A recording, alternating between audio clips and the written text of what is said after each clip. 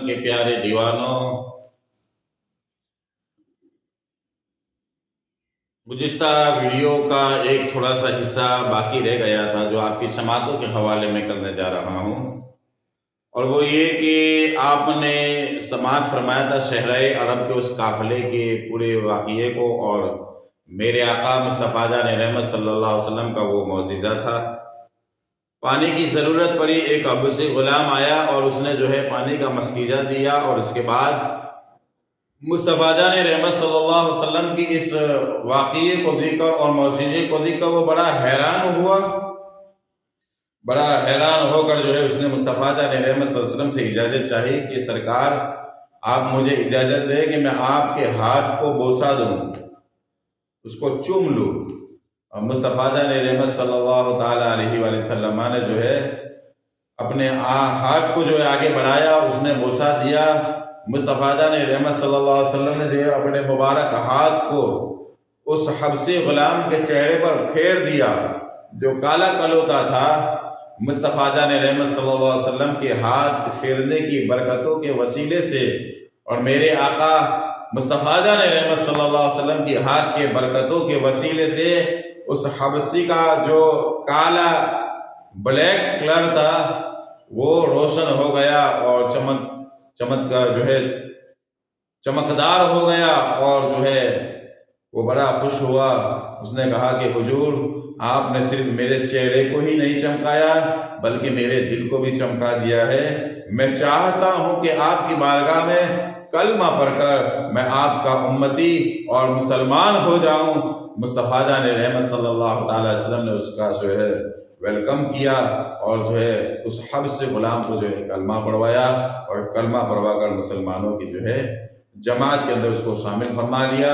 اب عزیزان اسلامیہ، آپ نے فرمایا کہ اب تمہارا کام جاؤ، تم اپنے مالک کے پاس چلے جاؤ، تم ان کے غلام ہو، ان کی خادم ہو، ان کے نوکر ہو، تمہارا کام ہے مالک کی فرما برداری کرنا۔ اس نے کہا کہ حضور، دل تو نہیں چاہتا ہے لیکن ٹھیک ہے، آپ نے حکم فرمایا ہے تو چلا جاتا ہوں۔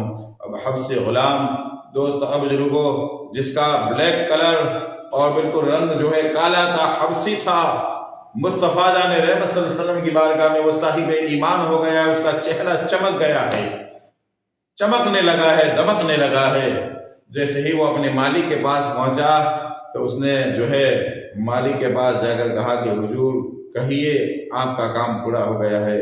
تو اس نے کہا، تعجب سے اس کے مالک نے پوچھا کہ آپ ہے کون اور یہاں کس لیے آئے ہو، تم کون ہو؟ تو اس غلام نے کہا کہ حضور میں آپ کا غلام ہی ہوں۔ کہا کہ نہیں، تم میرے غلام مجھے معلوم نہیں ہوتے ہیں، محسوس نہیں ہوتے ہو، تم میرے غلام نہیں ہو، کسی اور کی غلام ہوگے تم۔ اس نے کہا حضور میں ہی آپ کا غلام ہوں، اور میں ہی آپ کے کام کاج کے لیے گیا تھا اور واپس آیا ہوں، میں آپ کا غلام ہوں۔ کہا کہ نہیں، میرا جو غلام تھا وہ حبشی تھا، کالا تھا، اور تمہارا چہرہ تو بالکل روشن ہے، چمکدار نظر آ رہا ہے۔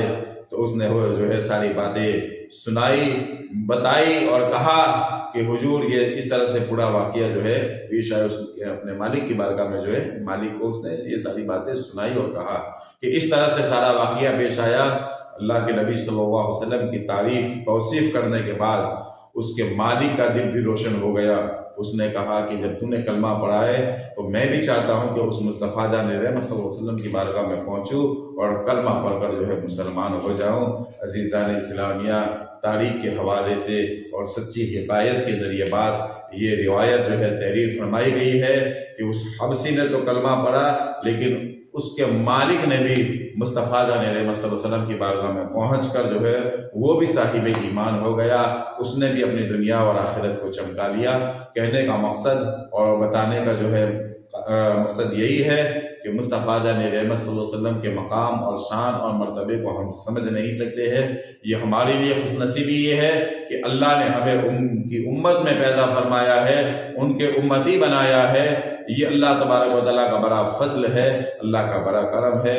ہمیں چاہیے کہ ہما وقت ہم مصطفیٰ جان رحمت کی سنتوں سے محبت کر اس کو اپنانے کی کوشش کریں، اور مصطفیٰ نے جو طریقہ بتایا ہے، جس راستے کی جو ہے مصطفیٰ جان رحمت صلی اللہ علیہ وسلم نے ہمیں جو ہے تعلیمات دیا ہے، اس راستے کو ہمیں اپنانا چاہیے، مصطفیٰ کو خوش کرنا چاہیے اور ہمارے رب کو خوش کرنا چاہیے، تو ہمیں دونوں جہان میں انشاءاللہ اس کی برکتیں ملے گی۔ بہت ساری باتیں جو اس واقعے سے ہمیں سمجھنے کو ملتی ہے اور بہت کچھ ہمیں جاننے کو بھی ملتا ہے۔ بس دعا کرے اللہ تعالیٰ ہمیں دونوں جہان میں برکتی عطا فرمائے، ہمیں زیادہ سے زیادہ مصطفیٰ کی بارگاہ میں درود پڑھنے کی توفیق عطا فرمائے۔ السلام علیکم ورحمۃ اللہ تعالیٰ وبرکاتہ۔ قادری چینل اور یوٹیوب چینل کے حاضرین کی بارگاہ میں یہ عرض ہے کہ آپ ہماری قادری چینل کو زیادہ سے زیادہ سبسکرائب کریں اور لائک کریں اور شیئر کریں، تاکہ اس طرح کے بہترین باتیں اور واقعات تاریخ کے حوالے سے آپ کی بارگاہ میں پیش کی جائے۔ السلام علیکم ورحمۃ اللہ تعالیٰ وبرکاتہ۔